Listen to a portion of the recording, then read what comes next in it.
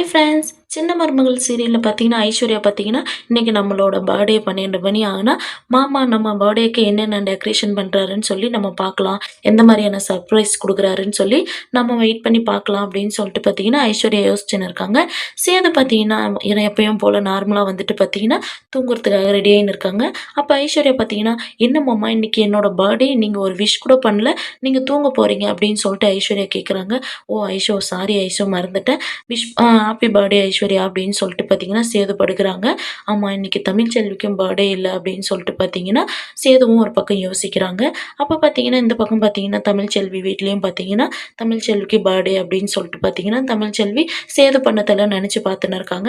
ஐஸ்வர்யா சேது கிட்ட பார்த்தீங்கன்னா, "மாமா என்னோட பர்த்டேக்கு நீங்க எங்க கூப்பிட்டு போறீங்க? எங்கேயாச்சும் ஜாலியா போயிட்டு வரலாமா?" அப்படின்னு சொல்லி கேட்குறாங்க. "இல்ல ஐஸ்வர்யா எனக்கு வேலை இருக்கு" அப்படின்னு சொல்லிட்டு பார்த்தீங்கன்னா, சேது தூங்கிறாங்க.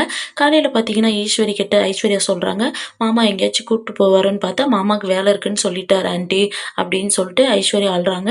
அதுக்கு ஈஸ்வரி பார்த்தீங்கன்னா, "இல்ல இரு நான் சேதுகிட்ட பேசுறேன்னு" சொல்லிட்டு பார்த்தீங்கன்னா, சேதுவ கூப்பிட்டு, "என்ன சேது புதுசா கல்யாணம் ஆயிருக்கு. அதுவும் கல்யாணம் ஆனதுக்கு முன்னாடி ஃபர்ஸ்ட் பர்த்டே வந்திருக்கு. நீ எங்கேயாச்சும் ஐஸ்வர்யாவ கூப்பிட்டு போலாம்ல" அப்படின்னு சொல்லி கேட்குறாங்க.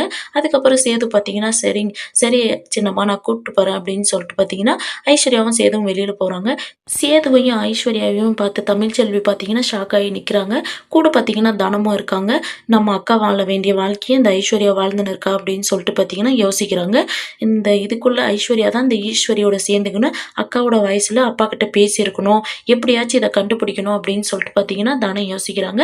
அப்பத்தாக்கிட்டயும் சொல்றாங்க, எப்படியாச்சும் இத கண்டுபிடிக்கணும் அம்மாச்சி அப்படின்னு சொல்லிட்டு. அப்பத்தாவும் பார்த்தீங்கன்னா, ஆமாடி நானும் அத தான் யோசிச்சுன்னு இருக்கேன். எப்படியாச்சும் இத ஈஸ்வரி தான் இத பண்ணா அப்படின்னு சொல்லிட்டு இத வெட்ட வெளிச்சத்துக்கு கொண்டு வரணும் அப்படின்னு சொல்லிட்டு பார்த்தீங்கன்னா, தனமும் அப்பத்தாவும் பிளான் பண்றாங்க. இந்த சீரியல் எப்படி இருந்தா நல்லாயிருக்கும்னு சொல்லி கமெண்ட் பண்ணுங்க. இந்த வீடியோ பிடிச்சிருந்தா லைக் பண்ணுங்க, ஷேர் பண்ணுங்க, சப்ஸ்கிரைப் பண்ணுங்க. Thank you.